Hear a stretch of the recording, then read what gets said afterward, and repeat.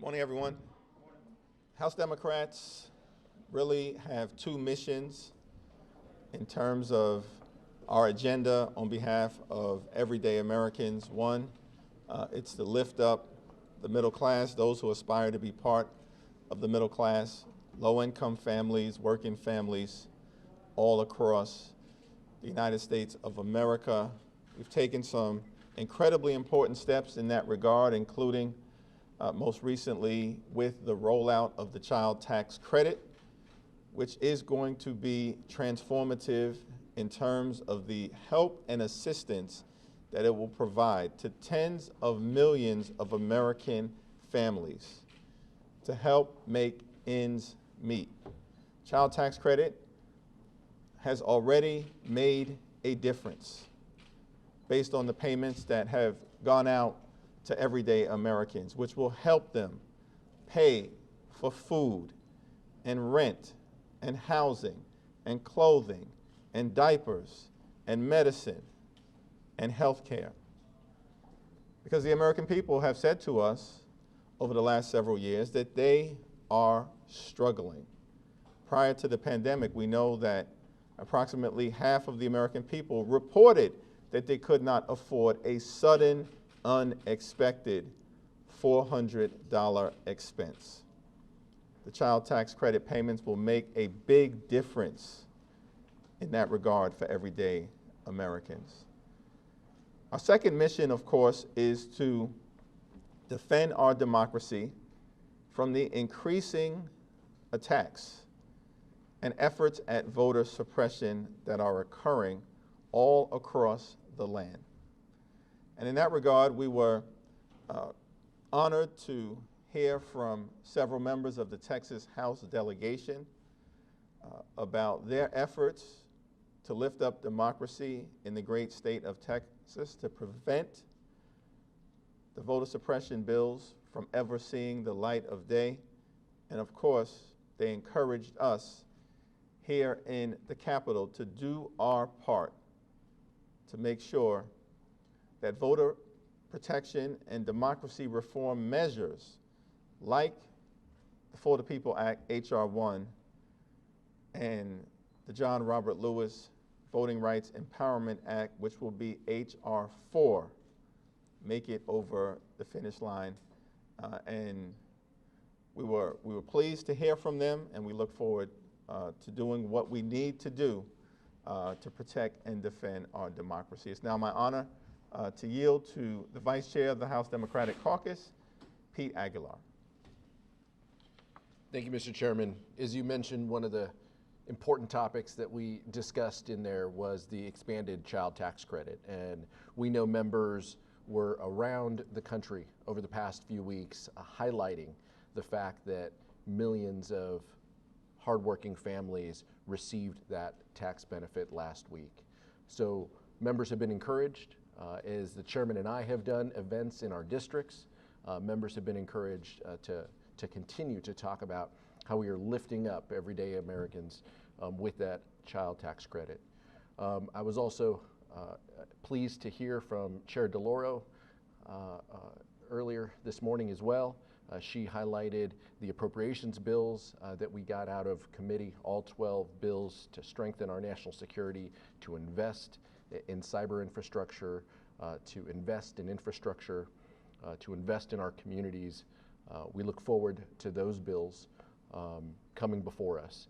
And it's a reflection of our values, those appropriations bills. And so Chair DeLauro made the case for our colleagues to support these bills to ensure that we can do everything we can to help our communities. With that, the chairman will answer all your difficult questions. Questions? Mr. Chairman, they've moved a bill out of the Appropriations Committee that does not have the Hyde amendments in it. This is a deviation from where we've been on that issue for about 40 years here. Tell us what shifted in the caucus on that issue where there was almost this détente between the two sides on the Hyde amendment. And if you're going to hear it from progressive and pro-choice lawmakers, if it is eventually stripped out, either just to keep the government open later this fall or maybe even on the House side. Well, the Appropriations Committee has worked its will. I support what has been done. with respect to the Hyde Amendment, and I expect that those bills, each and every one of them, when they eventually reach the floor of the House of Representatives, will have robust support with the House Democratic Caucus. In terms of the particulars of how we arrived at that particular place, the bill is not before the full Congress yet, and so I think you should direct that question for a more precise answer to Chairwoman Rosa DeLauro. But you know where your caucus is, and obviously there's a much more verdant pro-choice wing of your caucus now than when we had 40, 50 Blue Dogs some years ago.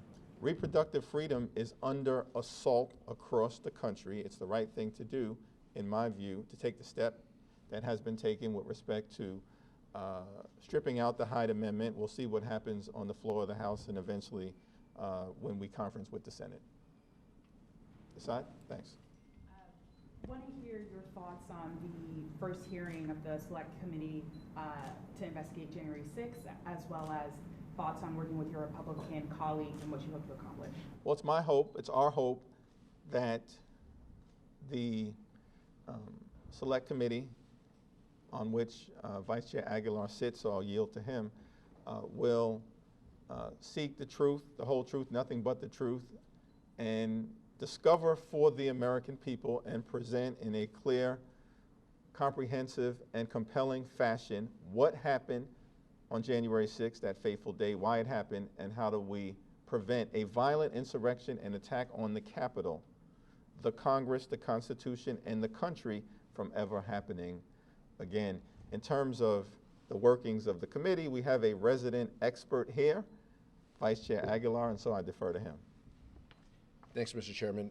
This is going to be a very thoughtful exercise, and we wanted the first hearing to be from those folks directly affected, those Capitol Police officers and Metro Police officers who put their life on the line. We've heard from many of them.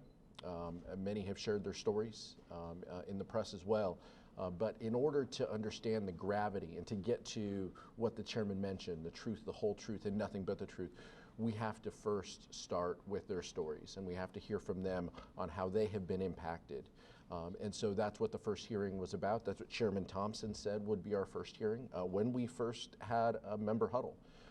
We're pleased that we're now fully constituted with 13 members, and we expect the seriousness of the topic to carry our efforts, and we're going to be guided by the resolution that we pass that encourages us to tell the entire story of how we got here, as well as what happened on January 6th. I would just add, hundreds of Capitol Police officers were violently assaulted on January 6th. Republican members of the House claim to back the blue. They'll have an opportunity at the first hearing to keep it real and to demonstrate that those words are not just rhetorical, but they really plan to support the Capitol Police officers who defended our democracy at great personal cost to themselves on January 6th. What sort of changes are House Democrats looking to make to the $3.5 trillion Senate budget outline that contains most of Biden's agenda? Madam Pelosi talked about making tweaks or other adjustments. What's your sense of what those might be? Well, we're still in the process of evaluating the outline, which does not contain detail and legislative text. We think this is an important step in the right direction on behalf of everyday Americans as it relates to bringing to life the President Biden Build Back Better agenda in the form of elements of the American Jobs Plan and the American Families Plan. But I would defer consideration of what changes we might contemplate or think is necessary until we have a real opportunity to review the fullness of the tentative agreement that has been reached. Congressman Aguilar, 3 out of 5 of Leader McCarthy's picks for the Select Committee did not vote to certify the election results. Do you think Speaker Pelosi should reject those members? We're going to accept that everyone in that room will be guided by seeking the truth of what happened. That's my presumption. until I'm proven otherwise. So while I don't agree with some of the votes that my colleagues have taken with respect to that, we're going to ensure that this is a nonpartisan exercise in seeking the truth. And that you will see that from this first hearing. You will continue to see that with our questions, with the staff, and that will be the guiding theme throughout what carries us. And so we're pleased that we're fully constituted, and we're pleased to get to work. On voting rights, I know you guys are going to take up the John Lewis voting rights bill. Senator Klobuchar said that's one way forward. She thinks that could be the way forward. But S1 met a very immediate end over in the Senate. What makes you think this will be any different in terms of if you can get it passed to get it over to the Senate? And have you been strategizing with your Senate colleagues on this? Well, there has been a lot of informal conversations that have taken place with our Senate colleagues amongst various members of the House Democratic Caucus based on the relationships that they have. And of course, our leadership continues to talk with the Senate Democratic leadership and the members who have been most actively engaged on the voting rights issue, which include the chair of the Congressional Black Caucus, Joyce Beatty, and of course, our House Majority Whip, Jim Clyburn, have been engaging with Senate Democrats as well. But it's important to understand what is at stake. Fundamental to our democracy is the right to vote. And Republicans have adopted voter suppression as a campaign tactic and strategy because they are bankrupt in terms of ideas to make life better for everyday Americans. That's why we are witnessing the voter suppression epidemic that is taking place across the country right now. And it's a shame. We were just, many of us, in San Diego a few days ago, where U.S. Navy ship John Lewis was christened. That's a tremendous recognition for an American hero.